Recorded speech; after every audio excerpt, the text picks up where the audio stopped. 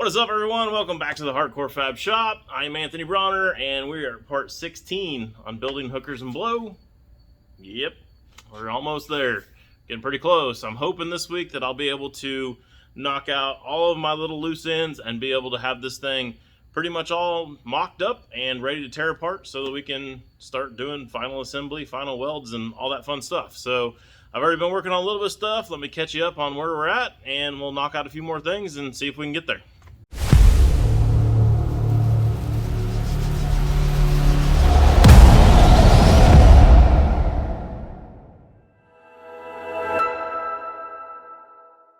Alright, in our last video we knocked out the bomber seats so that we'd be able to sit inside the truck and actually kind of have a feel for everything and figure out the positioning of all the stuff that's going to mount our brakes and our steering. So for our brakes, I've got this Wilwood pedal. It's a style that just hangs underneath and then has the master cylinders that actually bolt out here on the other side of the firewall. But it's also got a mounting plate up here on the top. So what I did, I've already made some stuff to be able to mount this in the truck. And I've got a plate cut that actually has that in there, of course, for mounting on the firewall. Cut out a section of the firewall and put in a section that's going to be, or is now, 1/8 inch, so that it's a little bit stronger than just sheet metal there. And then also took another piece of 1/8 inch and made a bracket on top of here so we'd be able to utilize these 4 bolts right here on the top. This is just kind of like a big gusset, if you will. So the kick panel is over here on this side that we built, and then we got the firewall here, so it welds in on those 2 sides. Helps support this a whole bunch. Takes away a lot of the, rocking motion that it's going to have from pushing and pulling on the pedal, and well, just pushing, not pulling. But anyways, pushing on the pedal. So you guys get the idea there. The part number on that one, I guess I should tell you that, is a 340-15677. I will of course put you guys a link to that in the description down below the video, so if you want to go try to find that later, you can. And then the master cylinder setup is some of their stuff there, and I actually called them and talked to them about our setup, and they said this would be the right size for all the stuff that we're doing. So part number on that is a 206. Let me back up, I screwed up. 260-6766. Once again, part numbers in the description below. So that's going to take care of our brake setup. Knock my T off there. Now for our steering, I've ordered this in. This is a pretty chrome steering column. I think it's actually supposed to be brushed stainless or whatever, polished stainless, I don't know, shiny. Anyways, tilt steering wheel, and it's 28 inches long. It's going to work out pretty good. I think it's going to be just about the right length. We get our U-joint here on the end. I think we're going to be able to take that and go straight onto the steering box. I don't have the U-joint yet. I also, rather than trying to make some stuff, since I'm on this time crunch, I actually found a bracket that will go around this and bolt right up to the bottom of the dash, and it was like, oh, I can't even remember, 30 bucks maybe or something like that. So pretty cheap scenario, saves me a lot of time, and it's also aluminum, so that's going to look pretty good and match all of this as well. This is the style of steering column that has the 9-bolt steering wheel, so I still have to come up with a steering wheel for that. But I really like the idea of the fact that it's going to have tilt in it, because we're going on such a long distance. I think having that tilt is going to be kind of a necessity to be able to make this thing comfortable. So I guess when I get some more parts for this here later this week, I'll go ahead and get that in. I'll show you guys what all that stuff looks like together. But for now, I want to knock out a few other things. Alright, so since I'm stuck a couple of days without parts to be able to finish up stuff on the inside, I'm going to keep working and trying to keep progress moving and work on some of the stuff that I was going to do later when I actually broke this thing all down and had everything all separated and apart. It's going to be a little bit more effort since it's still all together, but it's not that big of a deal in the end. So, and it keeps progress moving forward. So one of the things I want to do is I want to finish welding out the boom. I ran out of welding wire, if you remember, when I was doing that, so need some final welds on that. That little pin up there at the top, it needs some caps on the end of it to be able to keep the rod from coming in and out and keep the pulley in there. So, and it's sticking out there way too far. So need to address that. Got all the little tabs stuck here on the body, or for the body panels to go out here on the side of the bed. They're all cut and all tacked into place and in position, but they're not final welded, so we can't actually screw a bedside to it. So I think I'm gonna go ahead and weld all that stuff up. Go ahead and pull the bed off. It'll be way easier to weld all that stuff off with it, weld that stuff up with it off. And then also, while we're doing that, got this little bracket back here in the back. I don't think I made that big enough. I think it should have been bigger, so I'm gonna go ahead and cut that out and make that a little bit heftier. Maybe also give it a brace in this way as well, kind of stiffen that back corner up just a little bit. And we also need to make a bracket or mount of some sort to be able to have our tailgate on there and having it open and close and swing in and all that stuff. So I can knock all that stuff out while I'm waiting on those other parts. And maybe we'll get some bedsides on it as well. Oh yeah, my buddy Jeff hooked me up with a piece of expanded metal. It's not really expanded metal, it's more like woven wire. It's kind of cool because I think it's stainless. Doesn't have that just plain old expanded metal look. I think that's going to look pretty slick right up there on the back side of that headache rack. So I'm gonna try to get that on there as well. Also maybe make some brackets to be able to put some lights up there beside the horns. So that's a pretty good list to get started with. We'll get that knocked out and figure out what to do next.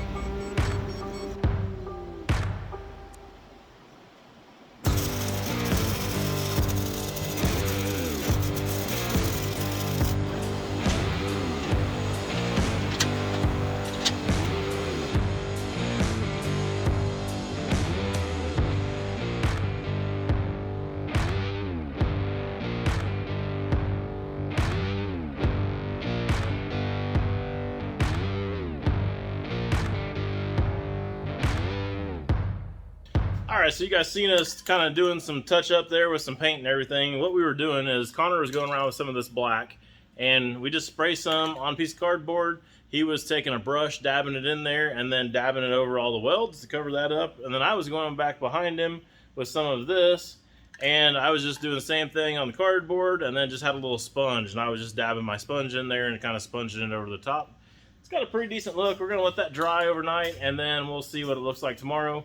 Might go ahead and throw like some flat black or something over it. We'll see how it goes. All right, so I got here this morning and the paint did look a little too glossy, and I figured it might. So I took some of this, it's Hot Rod Black primer from Duplicolor.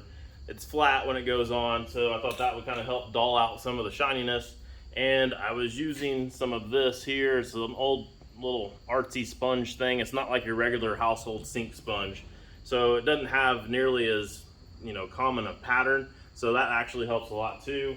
These bars have 2 or 3 colors in them. So now we've got like 3 colors in them. So they're actually looking and feeling pretty good. They blend in quite well. So I'm pretty happy with that. The back part here, I did go ahead and get these little braces in here. I forgot to show you guys that yesterday. And I got a piece of angle iron stuck in here in the back too. Now the back of this thing is pretty rigid, so I'm pretty happy with that. We also got the tailgate kind of stuck up there. We just drilled a couple of holes through those tubes here on the side of the bed, put a bolt in it. So pretty simple, easy peasy.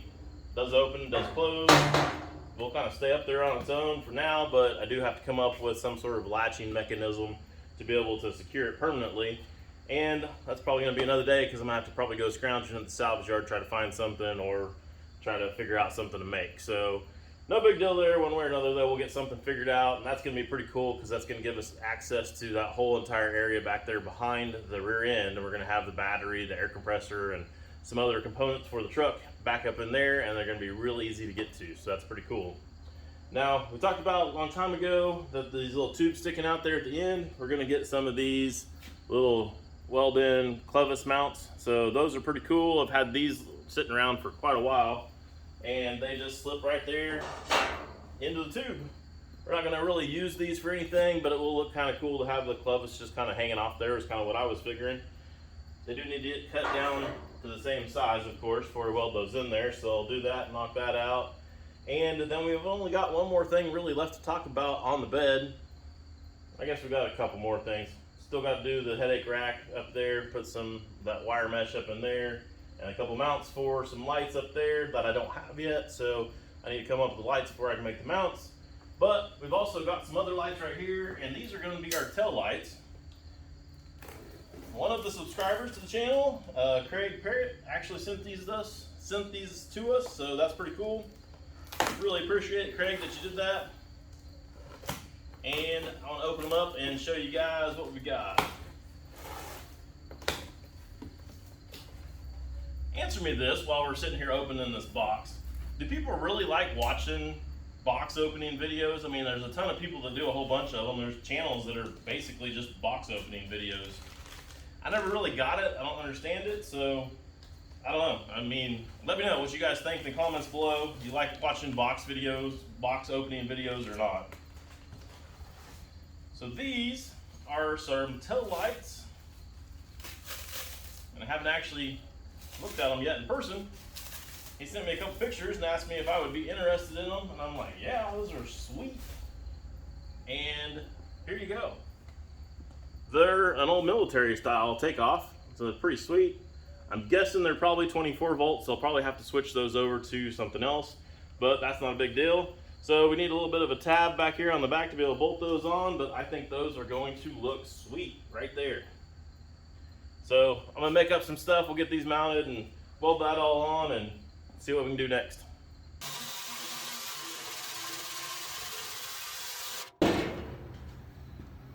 The whole woven wire thing looks pretty good, and the fact that it's stainless makes that pop real good, so I like that. That's definitely a win. Also got the tail lights mounted, those are a win too. Check these out.